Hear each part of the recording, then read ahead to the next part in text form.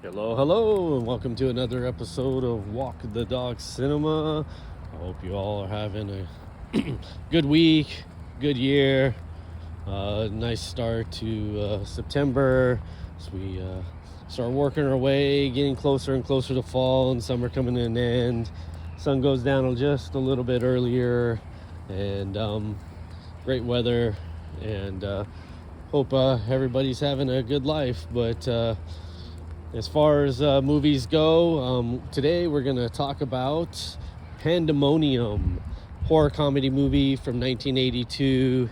It's kind of a nostalgia bomb for me, and I'll get to why that is. But me and the Roca walking along, and hope you enjoy some musings about Pandemonium. So Pandemonium, 1982 horror comedy movie.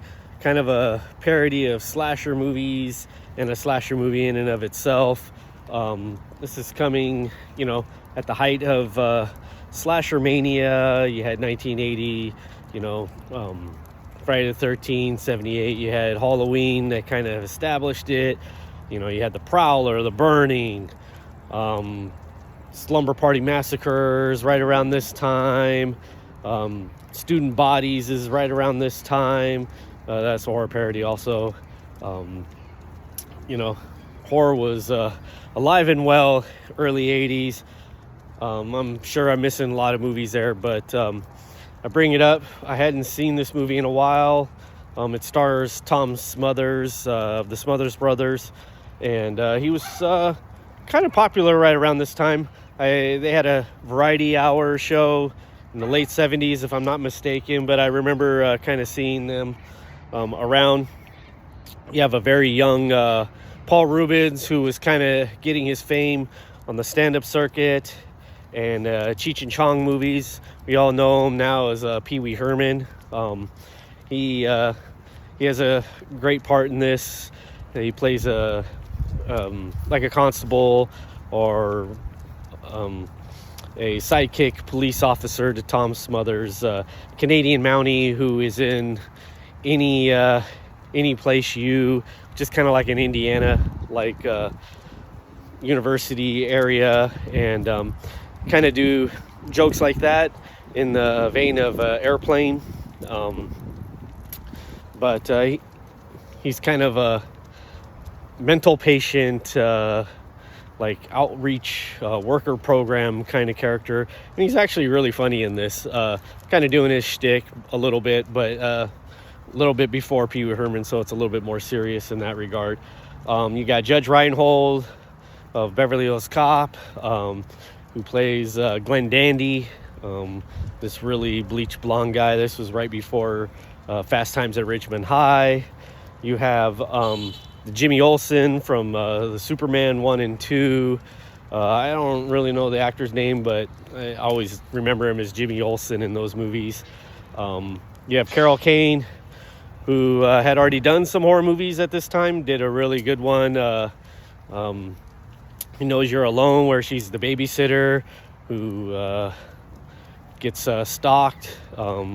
She does a Carrie impersonation here. They even do a great bit about using Carrie as a movie, but she has telekinesis in this long before even Friday the 13th Part 7 does it, but she does use it to her advantage to get the serial killer, and that's not necessarily a spoiler. Like I said, this is a spoof, so it's a parody, like I said, in Airplane, and so your mileage will vary.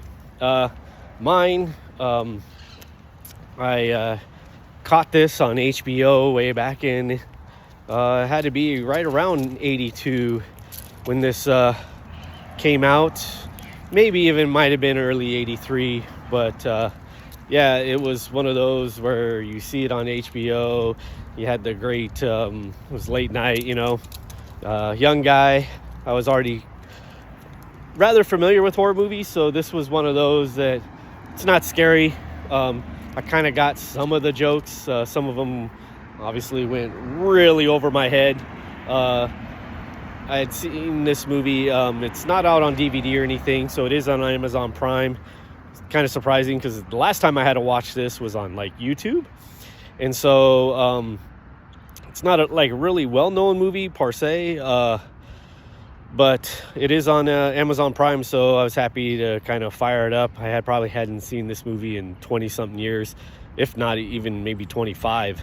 So it's been a long time, and maybe it has to be shorter than that because I have to try to think where YouTube, but it would have been kind of YouTube, not infancy, but not really totally generated. So pardon me if my memory's a little vague on how many years in between, but it's been a long while. So yeah, it's quite a fun movie. It also, like I said, Carol Kane. It has some guest star people who you've seen. The principal of Grease shows up in this. I know she was kind of popular, I think, in the 60s and the 50s. Arden, I don't know why all of a sudden I have a brain fart about her name, but anyhow, she makes an appearance as the warden of a asylum that a prison that has a riot where a deranged killer breaks loose, and so I am going to discuss now some wild plot elements, and so if you've never seen it, I don't think it spoils the movie in any way, shape, or form. This stuff isn't really hidden, but I am going to kind of go over the film a little bit more in depth than I have with some other movies, just to kind of give you an idea of this one. Yeah, he's a criminal that escapes, and his whole thing is that when he kills, he turns people into furniture, and legitimately they look like furniture. And your mileage will vary about that.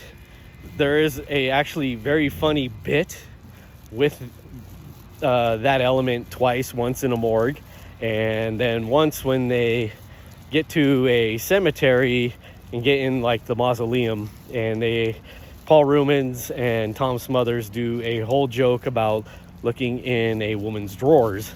And yes, it's PG, but this is where one of those jokes when I was young never got, and so it's a little risque when you think about it, but it's inherently kind of stupid, but it is actually really, really funny.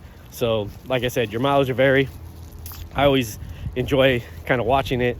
I'm gonna say I know this is not a very good movie.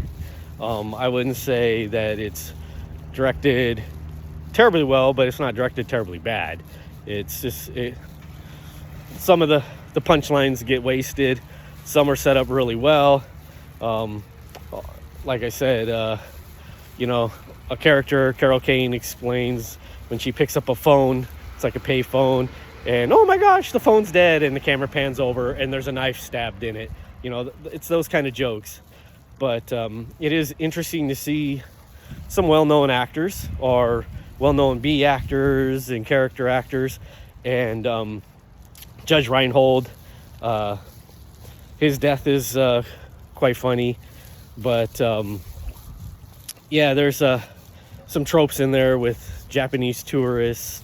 I mean, they just go all out in this. I mean, it's everything thrown at the kitchen sink, kind of see what sticks. But again, it's enjoyable, and I can admit it's in the so bad it's good kind of element, just because of the acting and all that. But the movie starts. We see a football game, and it sets up that this great running back from the 1963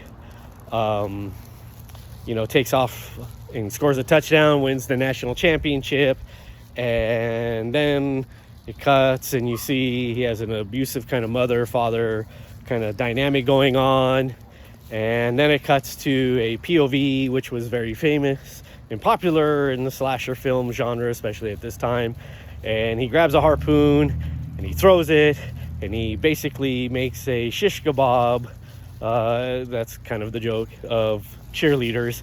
And so the rest of the movie is spent talking about a cheerleader camp that always gets murders. And lo and behold, in the present day, 1982, the cheerleading camp is reopened by none other than Bambi, who kind of gets introduced, that was never a cheerleader before, but saw the first murders. And then we're introduced to our 6 victims, and they're each labeled victim 1, victim 2, victim 3. And, you know, in some pretty funny bits, you know, there's, they're all like Andy, Mandy, Glenn Dandy, in that vein, Sandy, you know, so those are all their names. I might miss some, but point is there's 6 of them. But each of their deaths relate to a shtick of theirs. Like Glenn Dandy, Judge Reinhold's character, is rather kind of dumb, and all the boys are really horny, so they play off of some of that stuff. But his death kind of is one of those like basis from his stupidity. Mandy, she's like this blonde kind of bimbo-ish girl who's really into brushing her teeth, and she's killed by overbrushing her teeth by the killer.